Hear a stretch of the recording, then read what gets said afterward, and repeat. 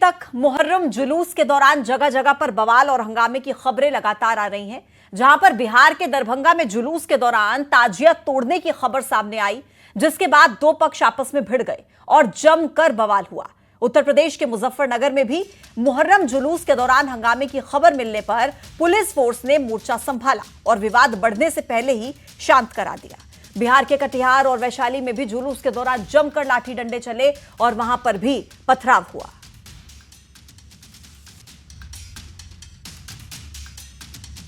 ये कुछ तस्वीरें आपके टीवी स्क्रीन पर हैं, अलग अलग शहरों की, मध्य प्रदेश हो, यूपी हो, बिहार हो। आप देखिए किस तरीके से पथराव और बवाल की तस्वीरें सामने आई हैं। मुहर्रम पर जमकर बवाल, भारी पुलिस फोर्स की तैनाती, लेकिन बावजूद इसके आप देखिए किस तरीके से उपद्रवियों ने जमकर बवाल काटा है।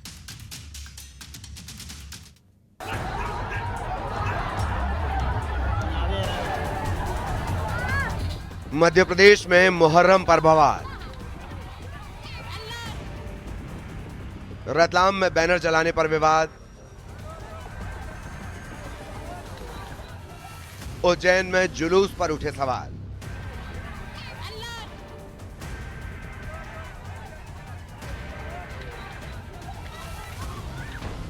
शहडोल में हत्या, शाजापुर में कोहराम।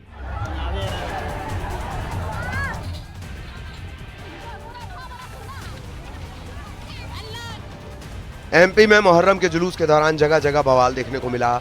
सबसे पहले रतलाम से सामने आई ये तस्वीर देखिए।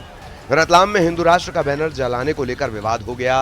नाराज लोगों ने आज सैलाना बंद कर दिया है। दरअसल कल मुहर्रम के जुलूस के दौरान करतब दिखाते समय हिंदू राष्ट्र का बैनर जल गया था। इसे लेकर लोगों में भारी नाराजगी है और लोगों ने आज सैलाना बंद कर दिया। दूसरी तस्वीर उज्जैन से सामने आई, जहां मुहर्रम के जुलूस में उस समय विवाद की स्थिति बन गई जब जुलूस तय रूट से हटकर दूसरे रास्ते पर पहुंच गया। इस बदलाव से हालात तनावपूर्ण हो गए और पुलिस को स्थिति संभालने के लिए लाठीचार्ज करना पड़ा। इस पूरे बवाल का वीडियो भी सामने आया है। उज्जैन के जीवाजीगंज थाना क्षेत्र में मुहर्रम के जुलूस के दौरान हड़कंप मच गया, क्योंकि प्रशासन ने उसके पहले ही आयोजकों को बिठाकर दिशा निर्देश दिए गए थे कि जो रूट तय किया गया है उस रूट पे ही जो है मुहर्रम का जुलूस निकाला जाएगा। लेकिन जब मुहर्रम का जुलूस निकल रहा था, उसी दौरान जिस रूट पर उनको जाना था उस रूट से भटकते हुए दूसरे रूट पर घुसने का प्रयास किया। उधर शहडोल में मुहर्रम के जुलूस के बाद युवकों में इस कदर विवाद हुआ कि एक युवक की चाकुओं से गोदकर हत्या कर दी गई। मामला पुरानी बस्ती मस्जिद के पास का है। पुलिस ने आरोपी को गिरफ्तार कर लिया है। बच्चे के साथ चाकूबारी हुआ सर। किसने किया है?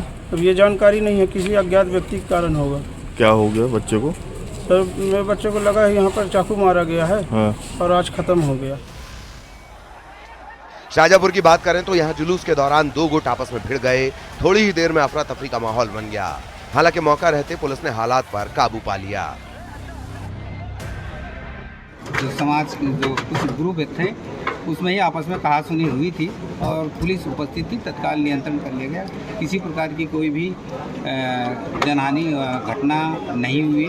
पूरी तरह शांति है और सभी लोग अपने अपने घरों में चले गए। एक तरफ ये तस्वीरें हैं तो वहीं दूसरी तरफ बीजेपी विधायक रामेश्वर शर्मा का बयान सामने आया है। उनका कहना है कि त्योहार मनाने की छूट सरकार देती है, लेकिन उपद्रव करने की कोशिश करने वालों पर पुलिस का डंडा चलेगा। दूसरी ओर कांग्रेस ने कानून व्यवस्था पर सवाल खड़े किए हैं।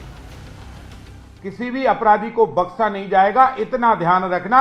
आम नागरिक हो या पुलिस, अगर इन पर हाथ उठाया है तो उसकी सजा भयंकर मिलेगी। इतने इलाज होंगे कि बैठने योग्य नहीं होंगे। आने वाली 3 पीढ़ियां तुम्हारे चेहरे देखकर रूह कांपेगी। गुंडागिर्दी किसी की भी बर्दाश्त नहीं की जाएगी। जुलूसों की सूचना तो मैं समझता हूँ प्रशासन के पास से पहले से ही होती है और लॉ एंड ऑर्डर की जो व्यवस्था की जिम्मेदारी है वो गृह मंत्रालय की है। मध्य प्रदेश के गृह मंत्रालय को ये सुनिश्चित करना था कि प्रदेश भर में जब इस तरीके के जुलूस निकले जाएंगे तो उसमें सुरक्षा का भी ध्यान रखना है। आम जनमानस को परेशानी ना हो, किसी तरीके की विवाद की स्थिति ना बने। मुस्लिम समुदाय के मुहर्रम पर देश भर के कई राज्यों में ताजिया जुलूस निकाला गया। इस दौरान कई जगह से हिंसक झड़प और पथराव की घटनाएं सामने आई हैं। सवाल यह है कि क्या जुलूस की आड़ में माहौल बिगाड़ने की कोशिश की गई? Bureau report, news 18। तो रिपोर्ट आपने देखी।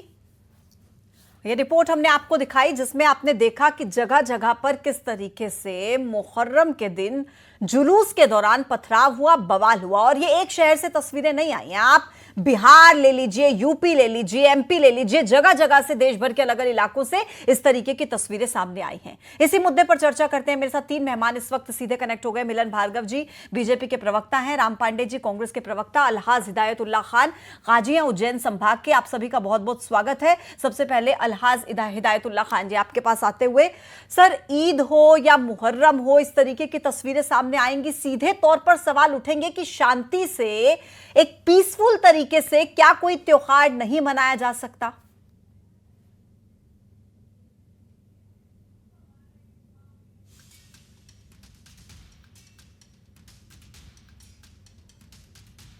काजी साहब मेरी आवाज मिल रही है आपको? मेरी आवाज नहीं मिल रही है, ठीक है, ठीक है। मैं मिलन भार्गव जी के पास जाऊंगी। सर, अलग अलग जगहों से ऐसी तस्वीरें आ रही हैं और सीधे तौर पर देखिए जुलूस निकलने वाला है, ये माहौल हो सकता है, इतने लोगों की संख्या हो सकती है, इसको लेकर तो प्रशासन की पहले से तैयारी होगी ना, तो फिर ऐसी स्थिति कैसे आ गई? देखिए, जिस प्रकार की जानकारी सामने आई, प्रशासनिक अधिकारियों ने बताया और जो वीडियो फुटेज देखे गए उस पर साफ झलक रहा है कि तय हुए रूट से जिस प्रकार से कुछ हुड़दंगी वो बैरिकेटिंग को तोड़कर रूट बदलना चाह रहे थे, जिसमें बैरिकेटिंग तोड़ने पर कुछ पुलिस वाले चोटिल भी हुए, जिनको रोकने के लिए पुलिस ने हल्का बल प्रयोग करके रोका भी, क्योंकि यदि नहीं रोकते तो तय रूट के बिना यदि जुलूस जाता तो कोई अप्रिय घटना, जिसके लिए ये उत्पादी सोच समझकर रणनीति बनाकर ये इस प्रकार का हुड़दंग करना चाह रहे थे, उसमें वो कामयाब होते। इसीलिए पुलिस ने जिस प्रकार से उसको लॉ एंड ऑर्डर को मेंटेन करते हुए तात्कालिक रूप से जो एक्शन लेना चाहिए वो लिया गया, और जिस प्रकार से आयोजकों द्वारा तय रूट होने के बावजूद इस प्रकार की घटना को अंजाम जिन लोगों ने दिया उस पर FIR भी दर्ज की गई और उस पर मामला दर्ज करते हुए उन सारे हुड़दंगियों को सलाखों के पीछे डाला है। क्योंकि ये मध्य प्रदेश की सरकार है जहां लॉ एंड ऑर्डर मजबूती के साथ, यहां सबको अधिकार है अपने त्योहार हर्षोल्लास से मनाने का, लेकिन उन्माद फैलाने का किसी को अधिकार नहीं है, अराजकता फैलाने का अधिकार किसी को नहीं है। अब आप जिस प्रकार से टिप्पणियां आ रही हैं वो विपक्षी दल ही लोग हैं जो चाह रहे हैं कि कैन मध्य प्रदेश में अराजकता का माहौल पैदा हो और उनकी राजनीतिक रोटियां सेक सके, क्योंकि जनता के मुद्दे वे उठा नहीं पा रहे, जनहित की बात कर नहीं पा रहे। एसी कमरे में बैठकर हमारा जो विपक्ष है वो जिस प्रकार की राजनीति कर रहा है उसमें उनको मजा आता है हिंदुओं को चिढ़ाने में और हिंदू मुस्लिम कराने में। वो लगातार प्रयास कर रहे हैं कि धार्मिक और वर्ग हिंसा यहाँ हो, लेकिन उसमें कामयाब नहीं। मिलन भार्गव जी, सरकार आपकी है, आप कह रहे हैं कि विपक्ष कोशिश कर रहा है धार्मिक उन्माद फैलाने की, सरकार तो आपकी है ना, आप कोशिश करिए उसको रोकने की। नुकसान क्यों हुआ, क्यों इतने लोग घायल हो गए? और ये सिर्फ मध्य प्रदेश की बात नहीं है, देश के अलग अलग हिस्सों में कई जगहों पर मौतें हुई हैं। सर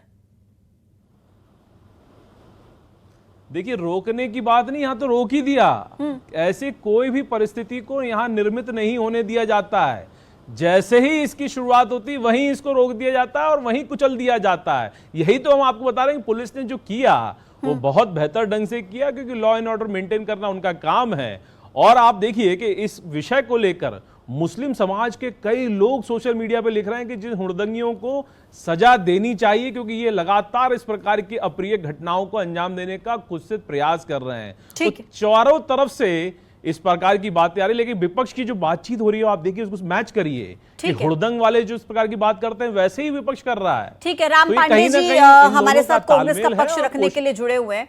राम पांडे जी, आपका क्या रिएक्शन, ये जो घटना हुई है स्पेसिफिकली उज्जैन में, क्या कहेंगे इस घटना को लेकर?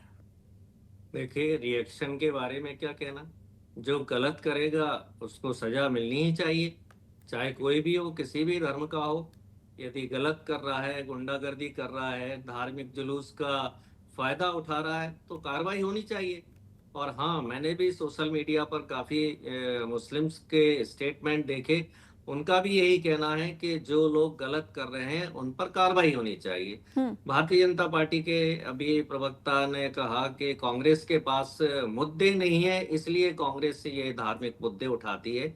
तो मैं बता दूं कि अभी कुछ 2-4 मुद्दे ही गिना दूं मैं कि CM मोहन यादव की 19 गाड़ियों में डीजल पेट्रोल की जगह पानी भर दिया गया। सर आज इसी मुद्दे पर बात करेंगे। राम पांडे जी आज नहीं, आज अभी मुद्दे से बीजेपी डाइवर्ट नहीं प्रवक्ता होंगे। ने कहा- आज इसी मुद्दे पर बात कीजिए।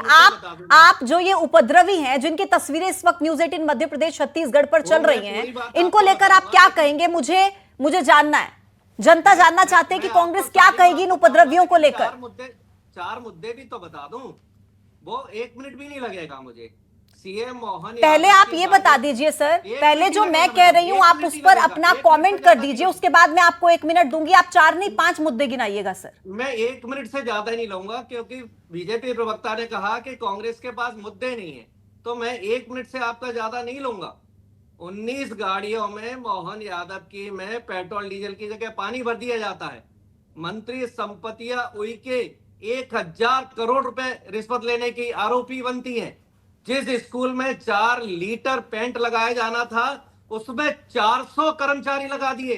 ठीक है सर, ठीक है सर, मैंने सुन लिया आपके मुद्दे। 1 मिनट नहीं हुआ मैडम, 1 मिनट भी नहीं दिया आपने। अब चलिए पूछिए आप। मैंने सुन लिया आपके मुद्दे, जनता ने आपके मुद्दे सुन लिए, लेकिन मैं आपको कह रही हूं कि ये जो तस्वीरें आप टीवी स्क्रीन पर देख रहे हैं ना, उपद्रवियों की जो इस तरीके से हुड़दंग मचा रहे हैं, पुलिस रूट तय करती है, उस रूट से भटक कर ये दूसरे रूट में घुसने की कोशिश करते हैं जो तय रूट नहीं था। उन उपद्रवियों को लेकर आप 2 शब्द कहिए, ये मैं आपसे सुनना चाह रही थी। मैं लौट रही हूं आपके पास। अलहाज हिदायतुल्लाह खान हमारे साथ जुड़ गए हैं।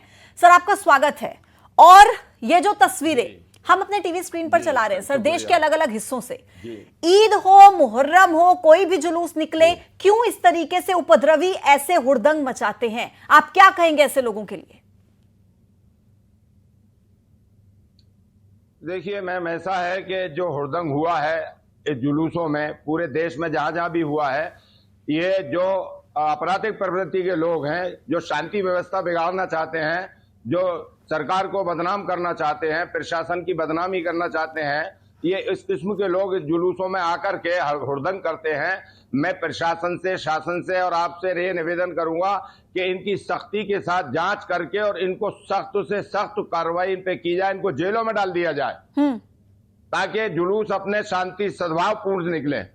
ठीक है काजी साहब, देखिए इन्हें जेल में तो डाल दिया गया है, गिरफ्तार इन लोगों को कर लिया गया, हिरासत में है ये पुलिस की, लेकिन ये है कौन, कहां से आते हैं? मतलब पुलिस प्रशासन, पुलिस कंट्रोल रूम में जिला मुख्यालय सब कोऑर्डिनेट करके एक रूट तय करते हैं कि आपका कोई भी त्योहार हो, ये तय रूट है, आप अपना जुलूस निकालिए, आप कुछ भी कीजिए, आपको इजाजत है। फिर ये क्यों गीता कॉलोनी में घुसने की कोशिश करें? ये लोग कौन है?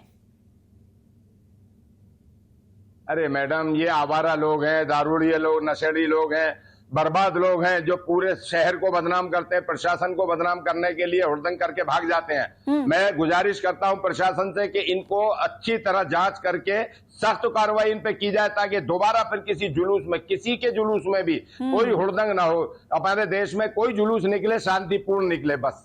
मुझे अच्छा लगा काजी साहब, आपने कम से कम इस बात को स्वीकार किया कि बेशक वो किसी भी बिरादरी से आते हों, लेकिन ये जो लोग हैं ये उपद्रवी हैं और इन्हें सीधा इन्हें जेल में ही डालना चाहिए, यही ये डिजर्व करते हैं। राम पांडे, अब तो आप सुन रहे हैं काजी साहब को, वो भी इस बात को स्वीकार कर रहे हैं। अब तो आप इन उपद्रवियों के लिए 2 शब्द कह दीजिए।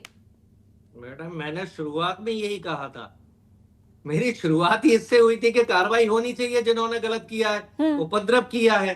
मैंने अपना स्टेटमेंट शुरुआत ही यहीं से किया था। सबसे पहले मैंने ही कहा था कि उपद्रवियों पर कार्रवाई होना चाहिए, जो लोग गलत हैं उन पर कार्रवाई होनी चाहिए। जुलूस में अधिकतर जो भी जुलूस को बिगाड़ते हैं वो गुंडे बदमाश होते हैं, दारू पीने वाले होते हैं, ठग होते हैं, बदमाश होते हैं, अपराधी किस्म के होते हैं। कोई भी धर्म नहीं सिखाता है कि अशांति फैले। हर धर्म के लोग चाहते हैं कि जुलूस शांतिपूर्वक निकले, 2 की लाइन में निकले, लोगों का वो अभिवादन करें, वो उनका अभिवादन करें। 2014 के पहले जितने भी जुलूस निकलते थे, लोग पुलिस का अभिवादन करते थे और पुलिस उनका सम्मान करती थी। हिंदू मुसलमानों का सम्मान करते थे, मुसलमान हिंदू का सम्मान करते थे। लेकिन इस पर भी तो बात होनी चाहिए कि ये घटनाएं 2014 के बाद क्यों बढ़ रही हैं? हिंदुओं का जुलूस निकलता है तब भी कहीं ना कहीं पत्थरबाजी होती है, मुस्लिम का जुलूस निकलता है तब भी उपद्रव होता है। आखिर ये सब होता क्यों है? ठीक है, मिलन भार्गव जी जरा बताइए, राम पांडे जी कह रहे हैं कि 2014 के बाद से घटनाएं इतनी क्यों बढ़ने लग गई? पहले भी तो हिंदू लोगों की यात्रा निकलती थी, शांति से निकलती थी, मुस्लिम लोग मुहर्रम का जुलूस निकालते थे, शांति से निकलता था। अब क्या हो गया ऐसा पिछले 10 सालों में?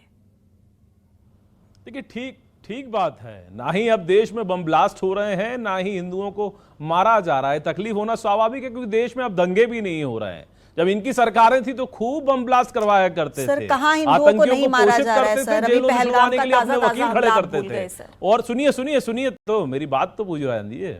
देखिए जिस प्रकार से, मैं ऐसे ही नहीं कह रहा, ये हुड़दंगी और जो अराजक तत्व है इनकी साठगांठ कांग्रेसियों से है और ये चाह रहे हैं। और ऐसे ही नहीं कह रहा हूं, अब तो क्योंकि जीतू पटवारी जी तो झूठ बोलने के लिए मोटरसाइकिल दे रहे हैं, पैसा दे रहे हैं, और तो और लव जिहाद करने के लिए पैसा दिया जा रहा है।